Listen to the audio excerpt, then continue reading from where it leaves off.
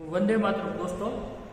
हमने हमारे अगले वीडियो लेक्चर में हमारी 7वीं कक्षा में संज्ञा और उसके भेद या तो उसके प्रकार के बारे में अभ्यास किया था, और उसके साथ साथ 8वीं कक्षा के छात्रों ने जो लिंग परिवर्तन और उसके नियम के बारे में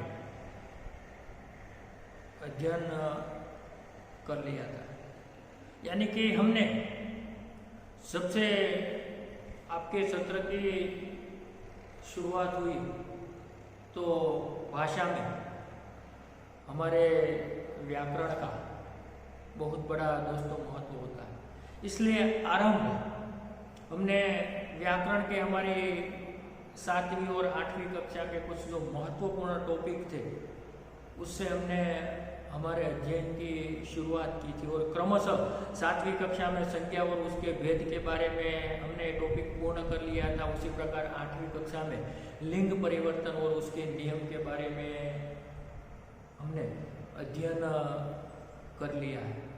तो दोस्तों आज का ये जो वीडियो लेक्चर है आपको 8वीं तारीख मंगलवार के दिन, जब तक कि सोमवार से आपका जो सत्र है 7 तारीख से सरकार के नियम के अनुसार 7वीं जून से हमारा सभी स्कूलों में नया सत्र, नया साल या तो हमारी नई कक्षा शुरू होने वाली है। तो यहाँ पर जबकि हम इस वीडियो लेक्चर के बाद यानी कि हमारा जो 8वीं तारीख के बाद का जो 11वीं तारीख को हमारा शुक्रवार का जो वीडियो लेक्चर होगा उसमें हम क्रमशः आपकी जो किताब में दिए गए जो पाठ है, जो प्रकरण है, उसके बारे में हम आरंभ से पहले पाठ से तो पहले प्रकरण से अभ्यास की शुरुआत करेंगे। तो इसके पहले दोस्तों हम हमारा एक जो महत्वपूर्ण टॉपिक है, जो व्याकरण का टॉपिक है, और हमारी पाठ्य पुस्तक में, हमारी किताब में जबकि हम कोई गद्य का अध्ययन करते, कोई पाठ का अध्ययन करते, कहानी का अध्ययन करते या तो किसी एकांकी कोई भी एक गद्य का अध्ययन करते, उसमें ज्यादातर दोस्तों आपको मुहावरे पढ़ने होते हैं, और आपकी परीक्षा में आपको मुहावरे का अर्थ बताकर वाक्य क्या प्रयोग के बारे में परीक्षा में पूछा भी जाता है। तब ज्यादातर विद्यार्थी मित्रों को इसके बारे में थोड़ी बहुत दिक्कत होती है, तो मुसीबत होती है।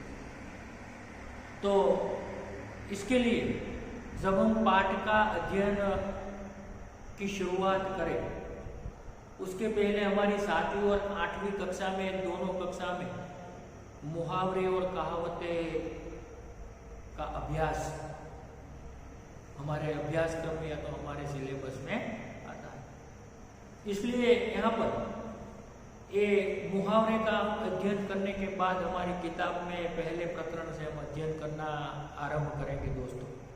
तो ये वीडियो लेक्चर जो मुहावरे है 7वीं और 8वीं दोनों कक्षा में एक साथ इस वीडियो लेक्चर को मैं पढ़ाना चाहता हूँ, और दोनों को एक ही प्रकार से, यानी कि मुहावरे 7वीं और 8वीं कक्षा में दोनों में आते। तो सबसे पहले दोस्तों ये मुहावरे क्या होता है, मुहावरे का क्या महत्व है, भाषा में मुहावरे की आवश्यकता क्यों होती है, इसके बारे में हमें थोड़ी प्राथमिक जानकारी होनी आवश्यक है। तो दोस्तों ये भाषा में जो किसी भी प्रकार के गद्य होते हैं, किसी भी प्रकार के बातचीत संवाद होता है, उसमें कभी न कभी हम इसी प्रकार के मुहावरे का प्रयोग करते हैं। तो ये मुहावरा है भाषा को असरदार बनाने के लिए या तो भाषा को रोचक बनाने के लिए, भाषा की सुंदरता बढ़ाने के लिए दोस्तों कभी कभी हम मुहावरे का हमें प्रयोग करना पड़ता है। या तो कोई लोग इसी प्रकार के मुहावरे के प्रयोग से अपनी भाषा को, अपनी बातचीत को, या तो अपने संवाद को ज्यादा रोचक बनाते हैं, तो असरदार बनाते हैं। जो मुहावरे को पढ़ने के लिए सबसे पहले तो दोस्तों हमें ये जान लेना आवश्यक है कि मुहावरा क्या होता है, उसका अर्थ क्या है। तो दोस्तों मैंने यहाँ पर लिख दिया है, आपको भी आपकी किताब में यानी कि आपकी बुक में जिस प्रकार आपने अगला टॉपिक लिख कर पढ़ा, उसी प्रकार मुहावरे का टॉपिक भी आपको अपनी बुक में लिख कर उसे समझना है, यानी कि उसे समझकर आपको अच्छी तरह से उसे सुंदर अक्षर से लिख लेना है। तो सबसे पहले जब कोई शब्द या शब्द समूह दोस्तों अपने सामान्य अर्थ को छोड़कर जब विशिष्ट और लाक्षणिक अर्थ को सूचित करता है, तब उसे हम मुहावरा कहते हैं। कि भाई भाषा में कोई वाक्य, कोई शब्द जब अपना कोई सामान्य अर्थ होता है, कोई सरल अर्थ होता है, उसको छोड़कर कोई विशिष्ट या तो लाक्षणिक अर्थ जब प्रकट करता है, तो सूचित करता है, तब उसे हम मुहावरे कहते हैं। इसके लिए दोस्तों यहाँ पर उदाहरण लिखेंगे, जैसे कि हम कहते हैं भी कभी कभी कि भी जैसे श्री गणेश करना, तो उसका सामान्य अर्थ है भी प्रारंभ करना। कि भाई जैसे कि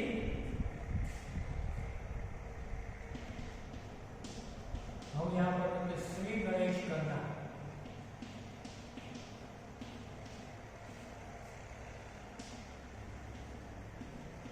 कभी कभी हम ऐसा बोलते हैं कि आज तो मैंने श्री गणेश किया, तो ये उसका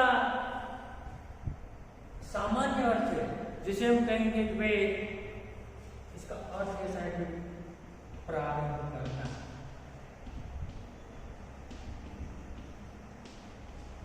तो एक प्रारंभ करना उसका कैसा अर्थ है, सामान्य अर्थ।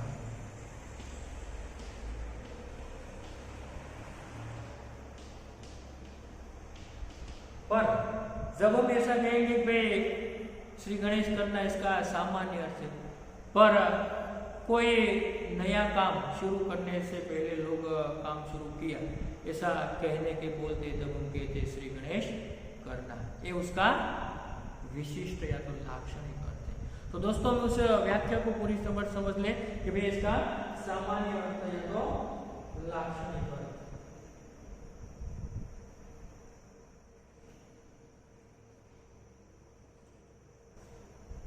कि भाई कोई नया काम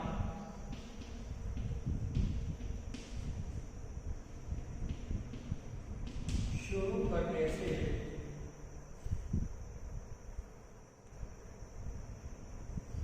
तो शुरू करने पर लोग बोलते हैं, क्या कहते हैं कि भाई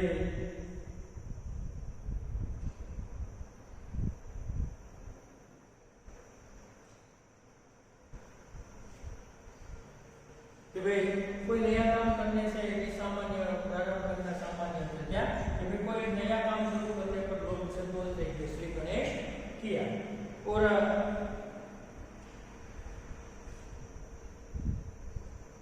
लोग बोलते हैं पर काम शुरू किया,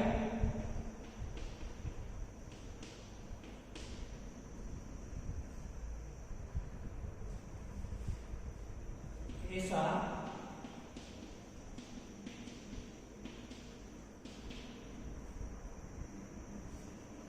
बोलने के बदले, ऐसा कहने के बदले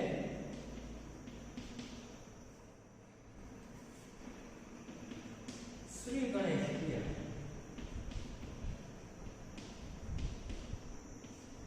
श्री गणेश किया, ऐसा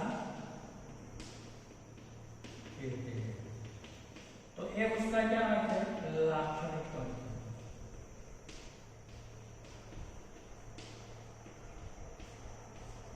तो अब दोस्तों में पता चल गया होगा कि भाई जैसे कि श्री गणेश करना, उसका सामान्य अर्थ ऐसा होता है कि कार्य का आरंभ करना, शुरुआत करनी, प्रारंभ करनी। पर जब हम ऐसा बोलते हैं, कोई नया काम करते हैं, इसका शुरुआत करते हैं, तब लोग ऐसा कहते हैं काम शुरू किया। ऐसा बोलने के बदले या तो ऐसा बोलने के बदले में क्या कहते हैं, श्री गणेश किया, वह उसका लाक्षणिक अर्थ है। जैसे कि हमने उसका अर्थ पढ़ा कि जब कोई शब्द या शब्द समूह अपने सामान्य अर्थ को छोड़कर विशिष्ट और लाक्षणिक अर्थ को प्रकट कर तो सूचित करता है, तब उसे हम ऐसा कहेंगे कि भाई ये मुहावरा है। तो इसी प्रकार दोस्तों और कुछ समझे कि सरल अर्थ वाले वाक्य और मुहावरेदार वाक्य, दो पाठ करते हैं यहाँ पर कि भाई सरल अर्थ वाले वाक्य, यहाँ पर सरल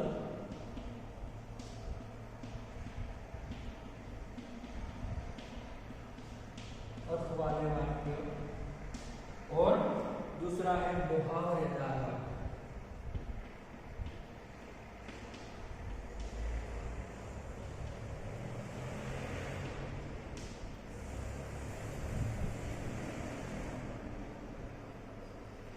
सरल वाक्य में ऐसा नहीं कि शेरनी की दहाड़ सुनकर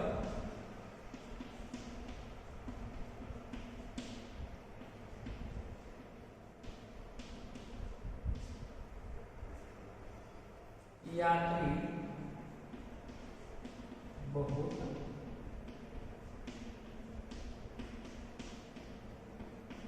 डर गया। इसके अलावा मुहावरेदार वाक्य में हमेशा शेरनी की दहाड़ शेरनी की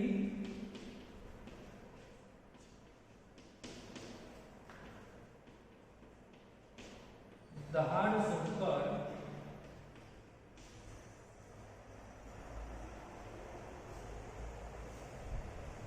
यात्री के हाथ पैर ठंडे हो गए। अब दोस्तों इसी प्रकार कि भाई शेरनी की दहाड़ सुनकर यात्री डर गया, वो एकदम सामान्य अर्थ है, पर ऐसा कहा जाए कि भाई शेरनी की दहाड़ सुनकर यात्री के हाथ पैर ठंडे हो गए, तो ये हाथ पैर ठंडे हो गए एक विशिष्ट अर्थ वाला, एक लाक्षणिक अर्थ वाला ये वाक्य, इसलिए ये मुहावरे है। और कल नाना जी की मृत्यु हो गई, दूसरा वाक्य है कल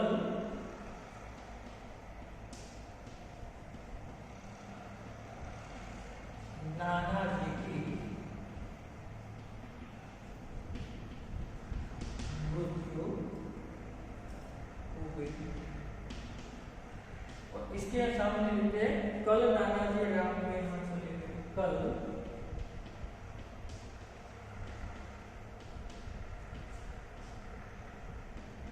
राम के यहाँ चले गए। तो इन दोनों वाक्यों से दोस्तों आपको स्पष्ट तरीके से पता चल जाएगा कि भाई सामान्य अर्थ वाले वाक्य और मुहावरेदार वाक्य, दोनों में मैंने यहाँ पर आपके सामने लिख दिया कि शेरनी की दहाड़ सुनकर यात्री बहुत डर गया। इसके अलावा मुहावरेदार वाक्यों में हमें कहना है कि शेरनी की दहाड़ सुनकर यात्री के हाथ पैर ठंडे हो गए। क्या कहा? हाथ पैर ठंडे हो गए। यहाँ पर ऐसा कहा था डर गए, जो सामान्य अर्थ को सूचित करता है, जबकि हाथ पैर ठंडे हो जाना एक विशिष्ट या तो एक लाक्षणिक अर्थ को सूचित करता है या तो प्रकट करता है। उसी प्रकार यहाँ दूसरा ये उदाहरण देखेंगे, कल नाना जी की मृत्यु हो गई, तो एक सामान्य एक सरल अर्थ है कि भाई कल नाना जी की मृत्यु है तो अवसान हो गई। तो इसके अलावा हम कहेंगे कल नाना जी राम के यहाँ चले गए, तो दोस्तों यहाँ पर राम के यहाँ चले जाना वाक्य को अच्छी तरह या तो शुद्ध लिखने के लिए हमने ये लिखा है कि राम के यहाँ चले गया, पर जब मुहावरा बनेगा तब उसके अंत में प्रत्यय ना जुड़ेगा, शब्द के अंत में प्रत्यय ना जुड़ेगा, यानी कि राम के यहाँ चले जाना, ना प्रत्यय। हमेशा दोस्तों आपको ये याद रखना है कि मुहावरे के अंत में हमेशा ना प्रत्यय जुड़ता है। जैसे कि यहाँ पर हाथ पैर ठंडे हो जाना, ये ना प्रत्यय होता है। तो अब आपको सामान्यतः पता चल गया होगा कि सरल अर्थ वाले वाक्य और मुहावरेदार अर्थ वाले वाक्य में क्या तफावत या तो कौन सा भेद होता है। तो अब आपको अच्छी तरह से समझ में आ जाएगा कि भाई जो सामान्य अर्थ को या तो अपने सामान्य शब्द या तो सामान्य शब्द समूह को छोड़कर जब विशिष्ट या तो लाक्षणिक अर्थ जब प्रकट करता है कोई शब्द कोई वाक्य, तभी हम उसे मुहावरे कहते हैं। तो अब उसके बाद कई हम अपनी किताब में आने वाले कुछ मुहावरे हैं जिसका हम यहाँ पर अर्थ लिखकर वाक्य में प्रयोग करेंगे। दोस्तों आपको भी इसे अच्छी तरह से उसको याद करना है और ये जो उदाहरण मैंने यहाँ पर आपको लिखकर बताया है वह कुछ न कुछ प्रकार से आपकी किताब में जो पढ़ने में कोई पाठ में या तो कोई प्रकरण में आते, जैसे कि यहाँ पर कुछ उदाहरण हम लिखते हैं कि भाई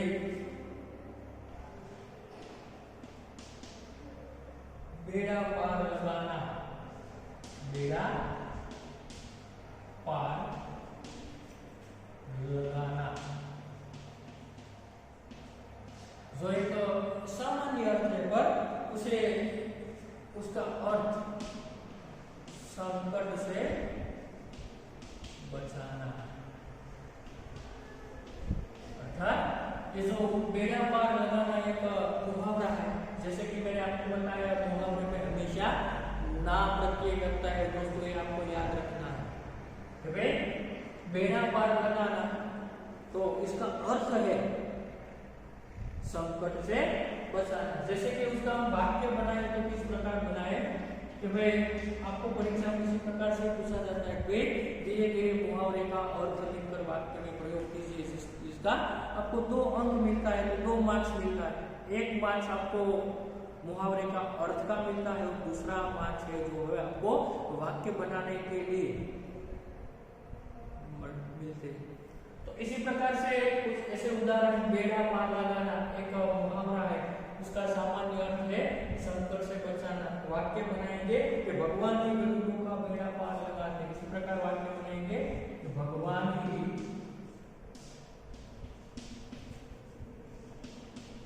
गरीबों का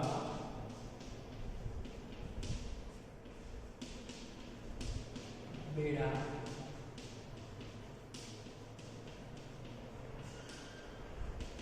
पार लगाते हैं। एक उदाहरण है पहला। उसके बाद यहाँ पर दूसरा हम लिखे तो 9 2 11 होना, 9 2 11 होना। तो इसका अर्थ है सामान्य तरीके से भाग जाना। जब इसको हम विशिष्ट है तो लाक्षणिक अर्थ में बोलते हैं 9 2 11 हो जाना। जैसे कि अंत में हमेशा ना प्रत्यय जुड़ता है वो आपको याद रखना है, भाग जाना। जिसका वाक्य इसी प्रकार के होगा कि पुलिस के आने के पहले, पुलिस के आने से पहले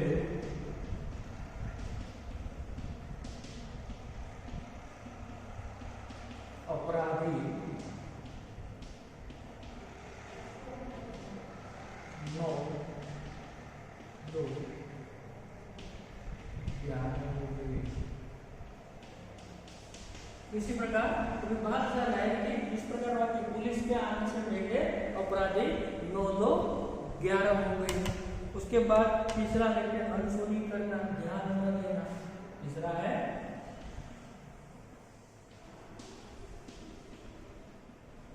अनसुनी करना, अर्थात ध्यान न देना, ध्यान न देना। जिसका हम वाक्य यहाँ पर बनाएंगे तो वाक्य लिखेंगे कि भाई माँ की बात अनसुनी करने के लिए तुमने अच्छा नहीं किया। माँ की बात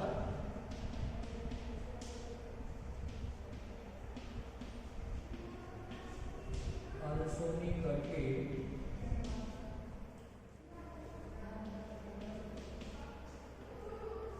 तुमने अच्छा नहीं किया। इसी प्रकार इसका उदाहरण या तो उसका अर्थ जिसके बारे में हम लिख सकते हैं। जो आपकी किताब में जो कई पाठों में या तो गद्य विभाग के जो पाठ है, यानी कि इसमें आपसे कई सारे जो मुहावरे है वह आपको पढ़ना होगा। तो उसके बाद चौथा उदाहरण लेते हैं, आदत का गुलाम होना। आदत का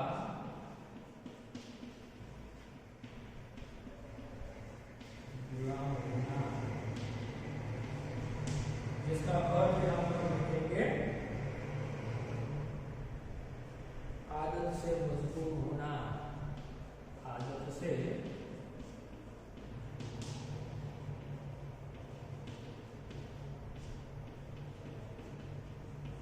मजबूर होना। वाक्य बनेगा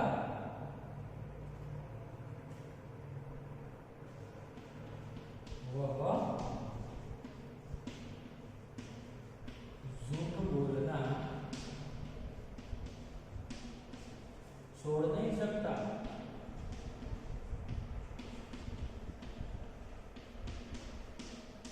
वह झूठ बोलना छोड़ नहीं सकता क्योंकि वह आदत का गुलाम है। क्योंकि वह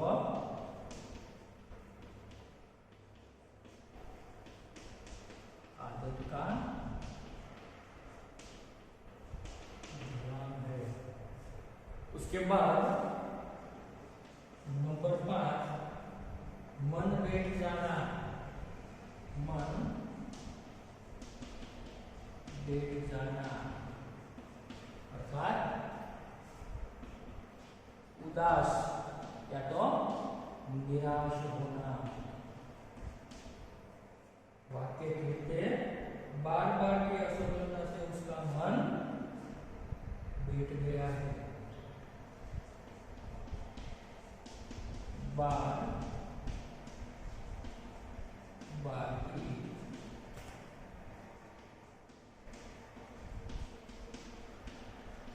असफलता से उसका मन बैठ गया है। और उसके बाद एक और लिखते हैं, हाथ से निकल जाना। नंबर से हाथ से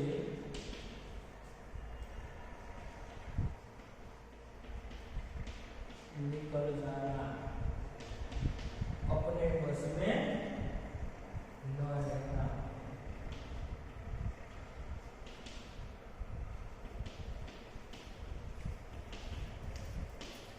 अपने बस में न रहना, जिसका वाक्य लिखेंगे भूमि तैयार करना, आधार बनाना। साथ में लिखते हैं भूमि तैयार करना,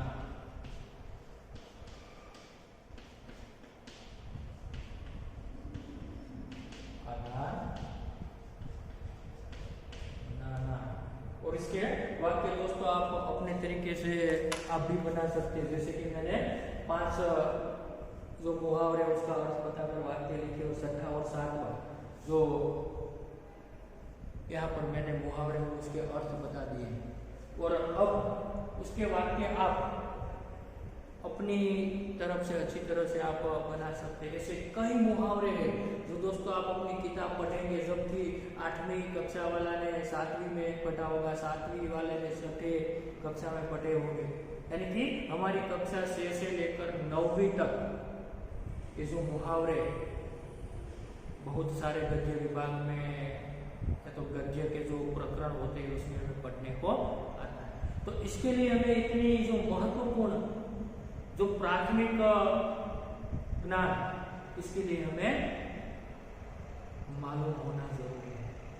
अब आपको पता चल गया होगा दोस्तों कि मुहावरे क्या है, उसका अर्थ क्या है, सामान्य अर्थ कैसा होता है, सरल अर्थ क्या होता है। जैसे कि मैंने बताया कि किसी भी मुहावरे में आपको अंत में ना प्रत्यय लगा हुआ आप देखेंगे, यानी कि बेड़ा पार लगाना, 11 होना, यहाँ पर करना, यहाँ पर होना, यहाँ होना यानी कि जाना, और तैयार करना। लेकिन मुहावरे के अंत में हमेशा ज्यादातर दोस्तों आपने ये याद रखना है कि मुहावरे के अंत में हमेशा ना प्रत्यय लगता है। तो अब दोस्तों आपको पता चल गया होगा कि मुहावरे क्या है, उसका सामान्य अर्थ क्या है, उसका विशिष्ट अर्थ क्या है, और किस प्रकार मुहावरे का अर्थ लिखकर हमें वाक्य में उसका प्रयोग करना है। तो अब से आपको इस टॉपिक के बारे में, जो हमारे लिए एकदम महत्वपूर्ण तो नहीं बल्कि एकदम सरल टॉपिक है, जो दोस्तों आपकी परीक्षा में आपको 2 या तो 4 अंक में, 4 मार्क्स में आपको पूछा जाता है, और हमारी किताब में से ही इसी प्रकार के मुहावरे हमें परीक्षा में पूछकर उसका हमें अर्थ लिखकर वाक्य में प्रयोग करना है। तो इसलिए अब यहाँ पर दोस्तों इस वीडियो लेक्चर में हमारी 7वीं और 8वीं कक्षा, दोनों कक्षा के रिलेटेड जो एक मुहावरे का एक छोटा सा एक टॉपिक है, उसको हम यहाँ पर इस वीडियो लेक्चर में समाप्त करते हैं, खत्म करते हैं। और दोस्तों आप लोगों को इस को अपनी बुक में, जैसे कि मैंने पहले बताया था, दोनों कक्षा में कोई आपको व्याकरण के लिए अलग बुक बनाना है, इसमें आपको इस टॉपिक को लिख लेना है। और इसके अलावा आपकी किताब में जो ऐसे मुहावरे के जो शब्द है, यानी कि जो मुहावरे आप अपनी किताब में उसे देखकर उसका अध्ययन करके आपको अपने तरीके से जिसका ज़्यादा अध्ययन करना है। जो दोस्तों मैं आपको ग्रामर में सॉरी जो होमवर्क में कि मैं आप को किसी आपकी किताब में से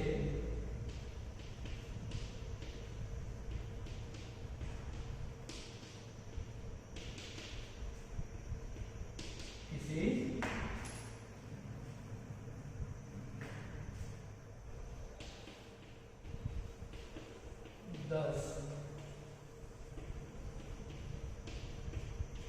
मुहावरे ढूंढकर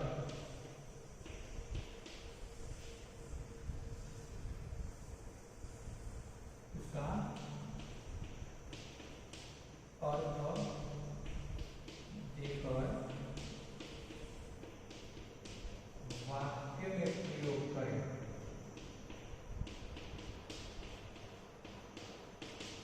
जो यहाँ पर ये आपका दोस्तों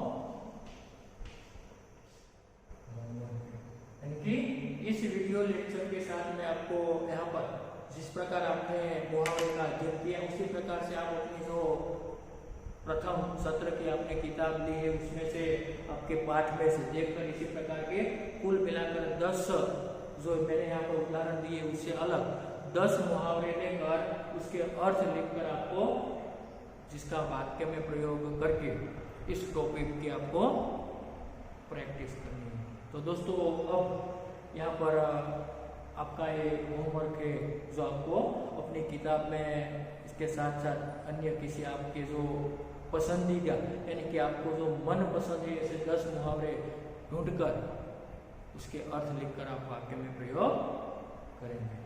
अस्तु।